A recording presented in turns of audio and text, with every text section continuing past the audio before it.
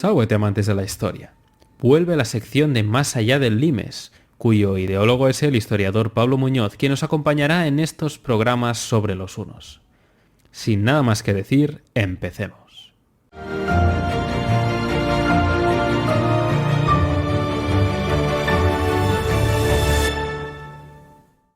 Acorde a las narrativas y fuentes antiguas, podemos afirmar el efecto de empuje por parte de los hunos a otros pueblos. En la Res Gestae de Amiano Marcelino se explica cómo los hunos fueron causando el desplazamiento de godos, alanos, sármatas y demás grupos en las tierras del norte del Danubio y el Mar Negro. Esto provocó conflictos entre los recién llegados y los militares romanos que se encontraban en el Limes, que desembocaría en la famosa batalla de Adrianópolis entre godos y romanos. Tras esta batalla, los emperadores subsiguientes, comenzando por Teodosio, aplicarían la práctica del enrolamiento de grupos bárbaros para que sirvieran en el ejército. Si bien es cierto que esto no era una práctica nueva, la gran diferencia radica en la cantidad de reclutas, un número de bárbaros enrolados jamás antes conocido. Un ejemplo es el propio Teodosio, quien reclutó varios grupos de godos, tervigios y greutungos, y más adelante Estilicón, el Magister Utriusque militar de Occidente, que emplearía contingentes hunos contra Radagasio en el 406. También el famoso Flavio Aequio, el general romano más sobresaliente de la tarda antigüedad, usó efectivos hunos en sus campañas al menos hasta finales del 430. La historia de los hunos en Occidente empieza tras la inclusión de los alanos en sus filas. Tras la dominación de los alanos, los hunos empezaron a atacar territorio ostrogodo, cuyo espacio se extendía desde el Don al Dniester, en el Mar Negro. El fugaz ataque de los hunos sobre los ostrogodos provocó la muerte de su rey, pero peor aún es lo que nos dice Jordanes. Aprovechando su mala salud, el rey huno Balamero atacó a los ostrogodos, que desde entonces quedaron abandonados por los visigodos, con quienes estaban unidos desde hacía mucho tiempo. Su muerte dio la ocasión a los hunos para prevalecer sobre aquellos godos que moraban en el lado oriental y que llevaban el nombre de ostrogodos. Sozomeno dice que los ostrogodos fueron atacados primero por pequeños grupos, para posteriormente atacar con grandes contingentes. Cuando los ataques a pequeña escala resultaron lucrativos, las tribus decidieron unirse para lanzar un contundente ataque, para posteriormente disolverse nuevamente. Así, la mayor parte de los godos fue sometida. Ahora se encuentran frente al territorio visigodo, cuyo iudex es Atanarico.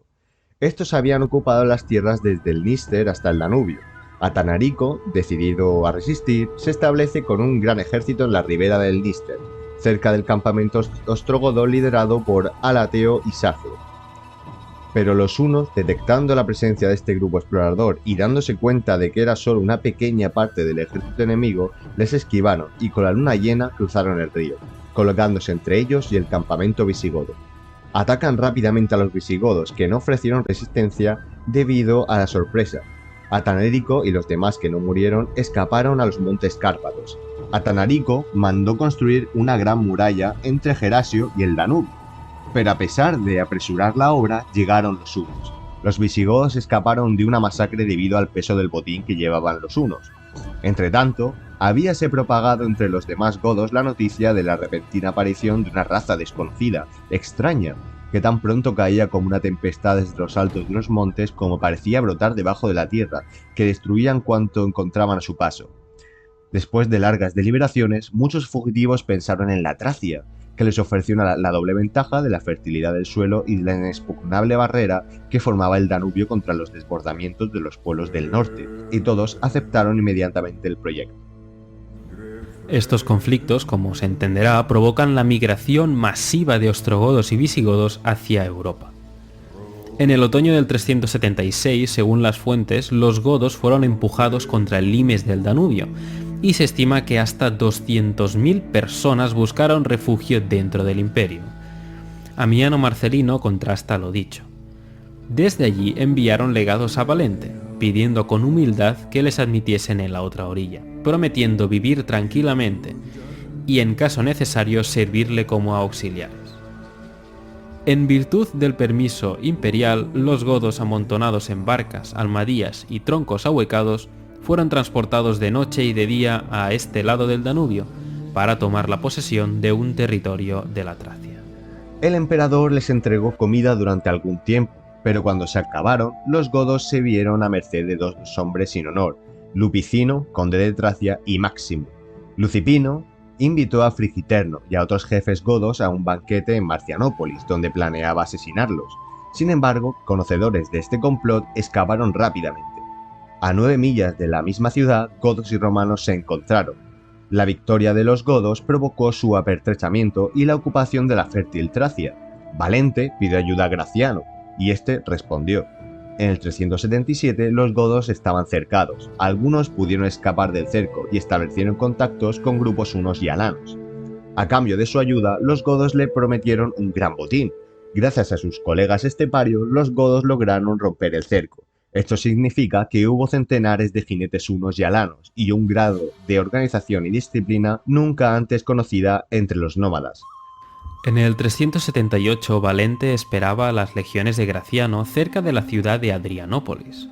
Sin saber por qué, el emperador comenzó el ataque sin los refuerzos de su contraparte occidental. La derrota fue aplastante y muy conocida, de hecho hemos hablado en el canal, tanto que incluso Valente moriría.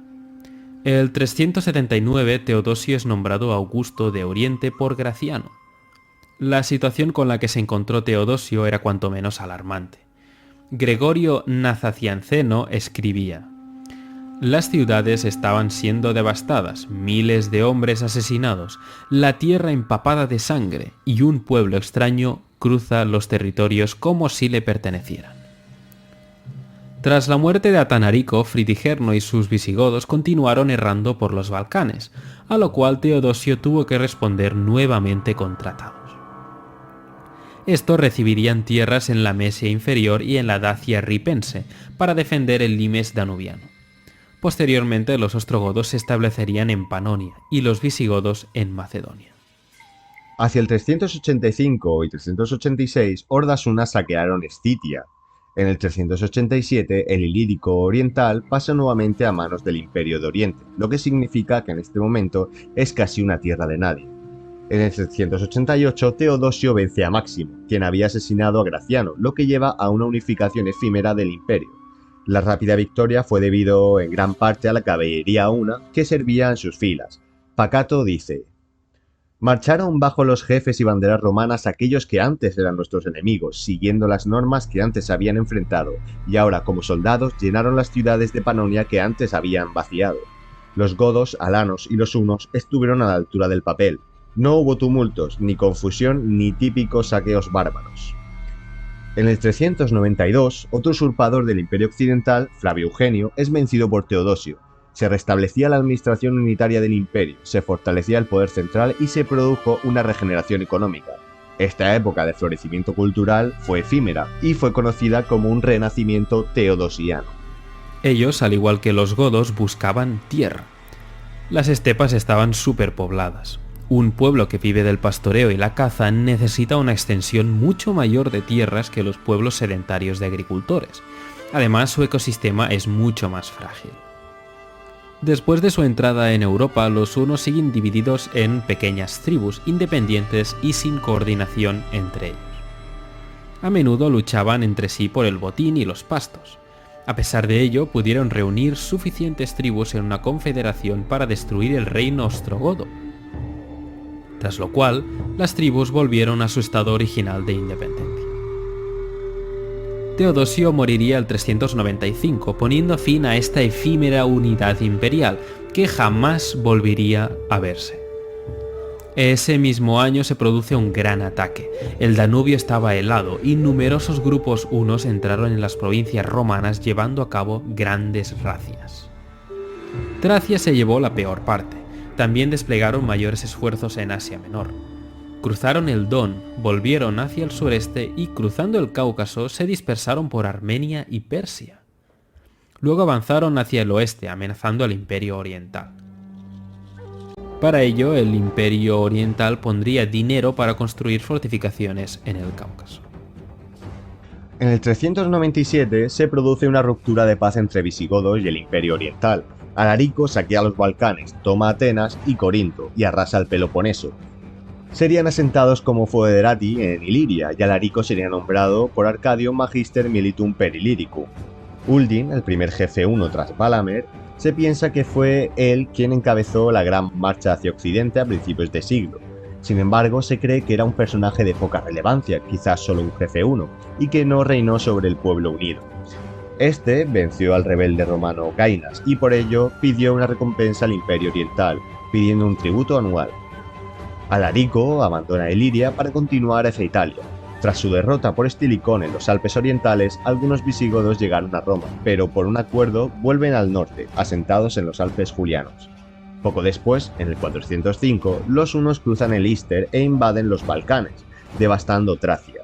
Esto sugiere que los hunos ya tenían asentamientos de importancia cerca del Limes. El 31 de diciembre del 406, hordas de vándalos suevos y alanos, como bien sabéis, cruzaron el Rin, debido al empuje de los hunos, y se extendieron por toda la Galia. En el 408 reanudarían sus ataques en el Bajo Danubio, tomando Castra Martis, en Bulgaria. Es importante saber que era bastante frecuente que los habitantes de los fuertes y ciudades comerciales más pequeñas en los limes cooperasen con el enemigo, sea por temor a mayores represalias, por menor capacidad bélica o bien para librarse del yugo romano. Finalmente, gracias a estratagemas romanas, el ejército de Uldin lo abandonó. Mannheim-Heffen ve en los acontecimientos de los años 408 o 409 4 grupos de hunos operando independientemente. Primero, Uldin, que ahora lucha bajo el general Generido en Panonia Superior, Recia y Dalmacia. El segundo formó parte del ejército romano en Italia. El tercero acudió en ayuda de los romanos el 409 y un cuarto que se alió con los visigodos de Ataulfo contra los romanos. En el 409, Ataulfo, cuñado de Alarico, apareció al sur de los Alpes, siendo recibido por Olimpio, ministro de Honorio, y se hizo evidente que el imperio necesitaba ayuda militar y contactaron con los hunos nuevamente. Llegaron a un acuerdo, intercambiando rehenes, siendo uno de ellos el joven Aequio. Gracias a este tratado, el imperio contaba con 10.000 hunos. Solo el imperio podía tener esa ingente cantidad de soldados hunos, pues ni ellos mismos podían alimentar a tantos soldados. Ante esto, Alarico abandonó su plan de marchar sobre Roma. Este mismo año, vándalos, alanos y suevos penetraron en Hispania, repartiéndose el territorio en el 411. Sin embargo, en el 410, Alarico entró en Roma. Al abandonar la ciudad se llevaron a Gala Placidia, hija de Teodosio y hermana de Honorio. Tras el intento de cruzar a África, Alarico muere a finales del 410 y, encabezados por Ataulfo, los visigodos se dirigen al norte. Con Ataulfo se hace patente que el objetivo visigodo no era la destrucción del imperio, sino tener un lugar propio en él. En el 414 Ataulfo se casa con Gala Placidia, y el ajuar que se entregó fue el botín conseguido en Roma. Mientras los visigodos huían a Bárquino, la actual Barcelona, y Ataulfo fue asesinado un año después. Balia, el nuevo rey, fue puesto al servicio de Roma a cambio de 600.000 medidas de grano, acordando luchar a codo con codo como foederati.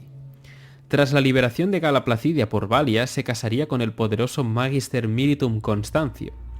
Tras la muerte de Balia, llegó al trono Teodorico I, instaurando por primera vez un reino bárbaro dentro del imperio, el reino visigodo de Tolosa. Durante 15 años se creó una confederación una que atacó Tracia y Panonia. Aequio entraría pronto en el escenario de la política, siendo el líder del Imperio Occidental durante los próximos 30 años, a pesar de que posteriormente sería asesinado por el emperador Valentiniano. Fue rehén entre los hunos y antes de esto lo fue entre los visigodos. Sabía cabalgar al modo nómada, conocía las tácticas de combate y entendía sus pretensiones políticas y comportamiento. Sin embargo, lo más importante es la amistad que contrajo con los nómadas. Esto lo demuestra la llegada al campamento huno para pedir refuerzos. Consiguió 60.000 jinetes, fruto de su amistad con ellos, independientemente, por supuesto, de las sumas pagadas. Llegó al trono occidental Valentiniano III, hijo de Gala Placidia, quien no se fiaba de Aecio. Sin embargo, este fue nombrado Magister Utrisque Militae por la regenta. En la guerra civil entre Aecio y Bonifacio, el primero nuevamente consigue refuerzos hunos de Rúa, consiguiendo así la victoria. A cambio se les entrega Panonia Prima. El imperio nunca cedía territorios a los bárbaros si no estaban ya prácticamente perdidos. También es impactante el hecho de que un Magister Militum pueda entregar una provincia entera a un pueblo extranjero y despreciado por los propios romanos. Pero también entregó a su hijo Carpilio como rehén. Las tribus volvieron a su estado inicial de independencia. Con un territorio dentro del imperio, un amigo en Occidente, es decir, Aequi, y el imperio oriental indefenso, Rúa, el rey Huno, se siente poderoso para tratar con el imperio oriental. Envió a Esla como embajador a Constantinopla con la demanda de devolución de todos los pueblos refugiados en el imperio o declararía la guerra. Se supone que estos pueblos eran tribus hunas o bien sometidos a ellos. Sócrates narra que Teodosio, al saber que los hunos estaban preparando un ataque, entregó el porvenir a Dios y rezando sin cesar obtuvo la respuesta a sus plegarias. El jefe de los bárbaros fue muerto por un rayo. Luego siguió una plaga que mató a la mayoría de sus hombres, y si eso no fuese suficiente, cayó fuego del cielo consumiendo a los sobrevivientes. Este hombre tenía línea directa con Dios, si no lo sabemos. Según la crónica gálica, Rúgila o Rúa, rey de los hunos, después del tratado de paz, muere, y le sucede Bleda. Según Amieno Marcelino, son Atila y Bleda quienes suceden a su tío Rúa. Esto demuestra que hubo algún tipo de monarquía hereditaria. Al morir Octar y Mundiu, el poder se consolidó en Roa, y al morir este, el poder pasó a sus sobrinos. Se supone que ambos reinaban conjuntamente, repartiéndose el territorio entre los dos. Probablemente Bleda gobernaba en los territorios más lejanos, y por eso hay escasez de fuentes sobre él. Atila será el más conocido, el más odiado y el más querido por su pueblo, a pesar de que no se puede decir que fuese el más poderoso de los dos. Atila es calificado como un licántropo, lo describen como velludo, con colmillos, cuernos, entre demoníaco y licántropo. Atila se dice que es hijo de lobos, y como su origen demoníaco no se discute, creen que podría ser hijo de Magog y Magog, dos poderosas estirpes bíblicas que están encadenadas en el infierno, y que serían liberadas al final del milenio. Esto forma parte de teorías mileniaristas que se pusieron muy de moda. Sin embargo, su calificativo más común fue el azote de Dios. Sea como fuere, el Senado decidió enviar una embajada a territorio huno. El lugar era Margus, en la Murcia superior. Los embajadores fueron recibidos por los jefes al aire libre y a caballo. Esto fue considerado indigno. Algunos dicen que era una manera de poner en apuros a los embajadores o bien por costumbre, pues entre ellos así se hacía por su seguridad. Sería el primer encuentro entre reyes hunos y una embajada del Imperio Occidental del que tenemos constancia. De este modo podemos ver la visión más mítica e incluso ligada a la religión que tenían los romanos de un personaje que conocieron por primera vez en este momento.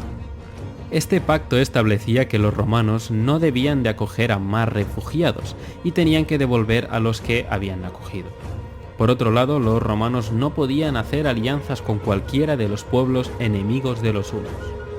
Otro aspecto mencionado es la vuelta a un anterior tratado elaborado con Rúa, por el cual los hunos tenían privilegios comerciales en ciertas ciudades.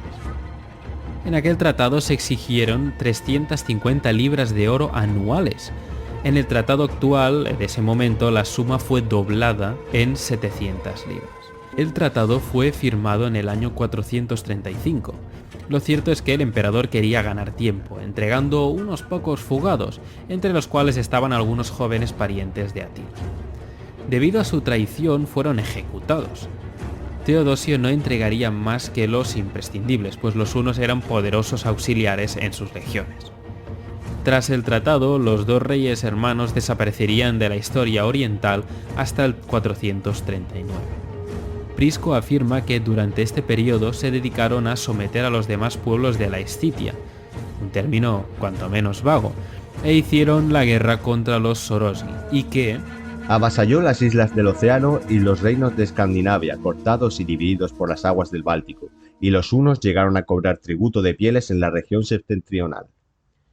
Esta expansión hacia el norte ha sido comprobada por el hallazgo de las islas escandinavas de Bornholm, Oeland y Gorland, de un gran número de monedas del Imperio Oriental de la época en la que Constantinopla tuvo que pagar lo acordado en el Tratado de Margus. Sin embargo, Atila atacó un fuerte comercial romano, asesinando a varios mercaderes romanos. El gobierno protestó, pero el caudillo afirmó que el obispo de la ciudad había cruzado el Danubio entrando en territorio huno y que había robado los tesoros enterrados de las tumbas reales hunas. Este incidente dará pie a una política ofensiva por parte de los hunos, pero también nos da información acerca de ellos. Primeramente anula la declaración de Amiano Marcelino de que no creían en nada y no enterraban a sus muertos. Es evidente, pues, la existencia de un culto hacia los antepasados, al igual que los escitas y los Xiongnu. Este incidente será el punto de partida del apogeo de Atila y de los hunos. En el 441 invadieron Tracia, conquistando la gran ciudad de Viminacium. No hicieron más conquistas durante ese año. Se consiguió una tregua con los hunos de un año. Durante este periodo no hubo operaciones militares en el limes danubiano. El 442 comenzaron los ataques nuevamente. Las ciudades protestaron, pues estos ataques sucedieron por la avaricia de un obispo. El clérigo temía que la población lo fuese a entregar a los hunos, por lo que se puso en contacto con ellos y pactó con Atila la entrega de la ciudad a cambio de su vida. El obispo consiguió abrir las puertas en la noche y así cayó esta urbe. Como se puede imaginar, no se supo nada más de este clérigo. El avance huno continuó, cayendo Constancia, pero la mayor victoria fue la conquista de la destrucción de Sirmium, el centro de todas las defensas del Danubio. Con la brecha abierta, los Balcanes estaban a merced de los invasores. Tras esta victoria, Teodosio decidió traer de vuelta la flota enviada contra Genserico en Sicilia, pero no llegaron a tiempo a Tracia. Continuó el avance huno hasta llegar a la populosa ciudad natal de Constantino, Naissus. Fue arrasada, pero debido a su importancia estratégica sería reconstruida por Justiniano. En el 442 se proclama la paz definitiva entre los romanos y los vándalos, y gracias a esto, el rey Teodosio ya se sentía capaz de hacer la guerra contra los hunos. Cuando Atila reclamó la vuelta de los refugiados y el tributo, los ministros del imperio dieron la negativa. Según el Comes Marcelino, Bleda fue asesinado por su hermano Atila el 445. Desconocemos las razones, pero a partir de este hecho Atila se alza como el indiscutible jefe único de los hunos durante 10 años hasta su muerte. Atila hizo su propio ejército según Prisco y envió cartas a Teodosio exigiendo nuevamente la entrega de fugitivos y el pago del tributo. Los consejeros del emperador decidieron que no debían devolver a los fugitivos, pues sería mejor tenerlos como soldados auxiliares. Cuando Atila fue informado de esta decisión, se enfureció, devastó el territorio romano, conquistó fortificaciones y atacó la gran ciudad de Ratiaria. Es la primera y única vez que los hunos atacan al imperio cuando los ejércitos imperiales no están ocupados. Junto a Atila estaban sus aliados, entre ellos los gépides, con su rey Ardarico, y los godos de Balamiro. Tras la conquista de Ratiaria, los hunos avanzaron hacia el oeste, capturando Sárdica y Filipópolis, y pasaron por Adrianópolis y Heraclea, tomando Arcadiópolis. Las murallas de Constantinopla cayeron debido a un terremoto. Sin embargo, los romanos consiguieron reconstruir los muros de la ciudad en tan solo 3 meses. Además, Flavio Constantino hizo construir un segundo muro delante del antiguo. Estas murallas aguantarían hasta los ataques turcos de 1453. Las tropas imperiales atacaron a Atila cerca del río Vit, en la Dacia Ripensis. Derrotado, los romanos creían que nada podía parar a los hunos. Atila tomaría Marcianópolis, la capital de Moesia II y la ciudad más grande de Tracia.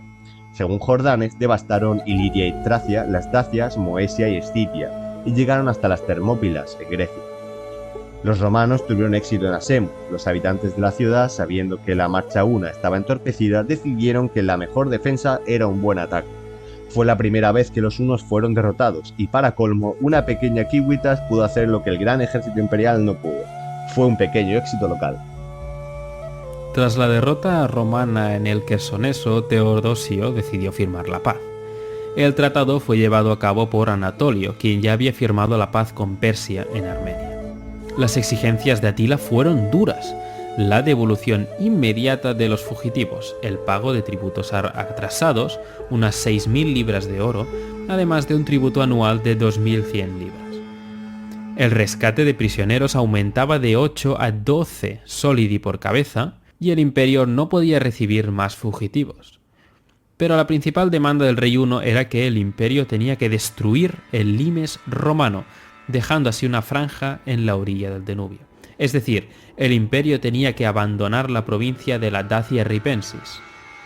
Para pagar las 6.000 libras de oro, Teodosio impuso impuestos solo al ordo senatorial. El oro fue entregado, pero los fugitivos que se negaron a volver con los hunos fueron ejecutados. La paz de Anatolio no llevó la tranquilidad deseada al imperio, y el número de embajadas hunas con quejas o demandas se multiplicó. El objetivo era amasar todas las riquezas posibles. Basándose en Prisco, Jordanes afirma: un pastor, viendo cojear una becerra de su rebaño y no pudiendo imaginar quién la había herido, siguió atentamente el rastro de sangre, llegando a la espada sobre la que había puesto el casco las becerras sin verla pastar, y sacándola de la tierra, la llevó a Atila. Orgulloso este con el regalo, pensó en su magnanimidad, que estaba llamado a ser el rey del mundo, y que la espada de Marte le daba la victoria en las guerras. Ameno Marcelino ya había mencionado este objeto de culto. Entre ellos no se ve ni un templo ni un santuario, y ni siquiera se puede observar en un lugar cualquiera una cabaña cubierta por un techo, pero se clava, con un rito bárbaro, una espada desnuda en la tierra, y la adoran como un Marte que protege los alrededores. El hallazgo de la espada de Marte tiende a respaldar la idea de que Atila persuadió a los demás pueblos a seguirle, basando su supremacía en las creencias religiosas o supersticiones de estas tribus. Los que no estaban de su parte también estaban en contra de estos poderes divinos. El origen de este culto es desconocido y, según algunos historiadores, se extiende desde Mongolia hasta la Galia. Según Heródoto, los reyes escitas fueron los depositarios de un tesoro sagrado de unos talismanes de oro, caídos del cielo, que simbolizaban las tres funciones sociales: religión, militar y agrícola. Parece que los escitas veneraban tanto la antigua espada como al mismo dios de la guerra, llamado Ares. Heródoto menciona que anualmente se ofrecían sacrificios no solo de animales, sino también de hombres, cuya sangre era recogida y esparcida sobre la espada. Pues con este relato un poco escabroso lo dejamos por hoy. Pronto seguiremos hablando de los hunos, así que si no lo estáis, suscribíos al canal y seguidnos en las redes sociales para no perderos las novedades. Esta temporada estábamos publicando material nuevo en nuestros canales de iVoox y YouTube cada semana, así que no os despistéis. Nos vemos en la próxima entrega de Cliófilos, un paseo por la historia.